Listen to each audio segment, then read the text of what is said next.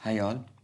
This is Chandraprakash Varyani, and in today's tutorial I'll be explaining what is Azure Service Bus. So I'll explain what is the practical and actual use of Service Bus in real scenario with the live demo. So now before we start the demo, a few of the things we should know. First one is Azure portal. So to run this demo, you should have account on Azure portal. We will create the resource group and then the service bus and all those stuff. And also we'll see what are microservices, what is the concept of microservices, why it is so hot in today's market, and we will see architecture of microservices. Thereafter, we will try to understand the concept of service bus, which will be done with the live demo for sure. Two things which you need: one is Visual Studio 2017, which I'll be using, and other is account on Azure portal, of course. And yes, all the code what we're gonna do in a bit is available on GitHub. You can find the links in the description.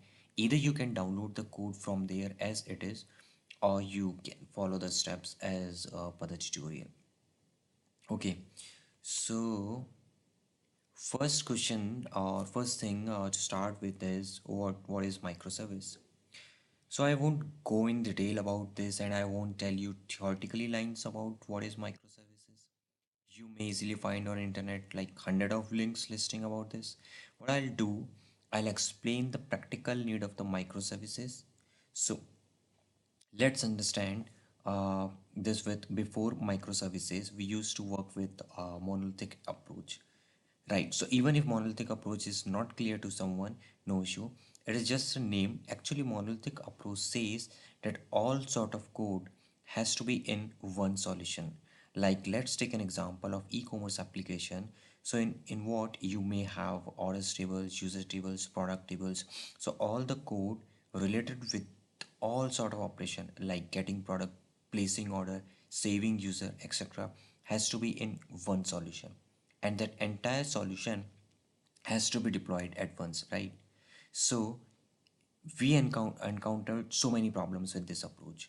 Like one is if we have let's say small bug in any of the sub module. So even if the bug is smallest one, even if the fix is the smallest one, then our entire application solution has to be redeployed because it is now not working, it is down. So here the microservice concept comes in the picture.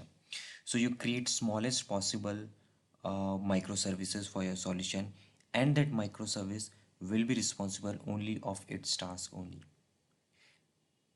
Like for that example, you will have the like product microservices which will do all sort of management for product only.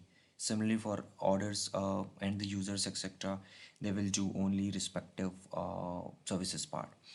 So with this now, even in future, developer fix any bug in one solution, so the all other would be working for the user. Live and practical example, we have like Paytm. Like Paytm have many functionalities like booking, recharge. So if any time recharge application goes down, for let's take an example, so user is still able to at least book their bus, train, etc. So this is sort of brief about microservices. So we won't go much in detail for microservices as our target is to understand the use of the service bus. Okay, so let's continue our demo with this. So now let's say you have deployed all your microservices to server. Now the problems comes, and the problem is how the communication gonna take place among these services. Here is the concept comes in picture, which of service bus.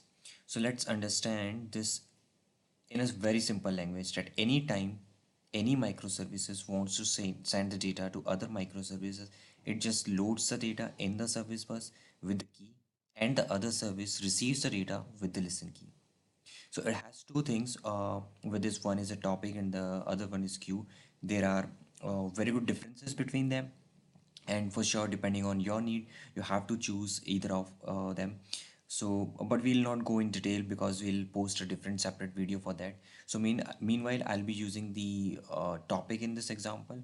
So let's understand this in little more detail, how it works in the background. Okay, so here's the example. Let's say you have your microservices 1 wants to send the data to microservice 3.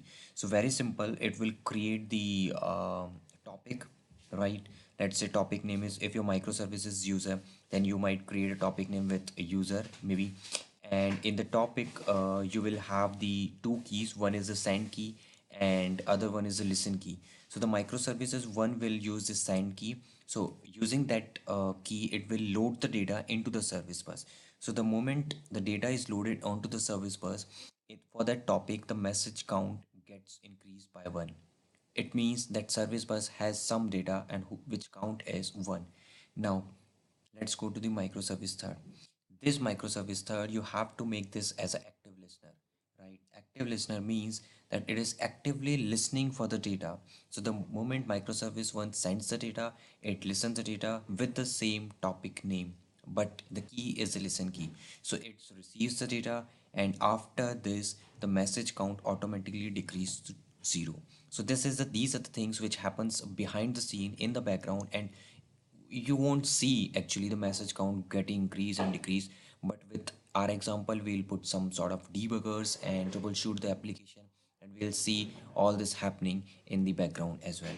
So let's continue this example. So in the next tutorial, I'll use the Azure portal and the Visual Studio 2017 to start with this. Thank you.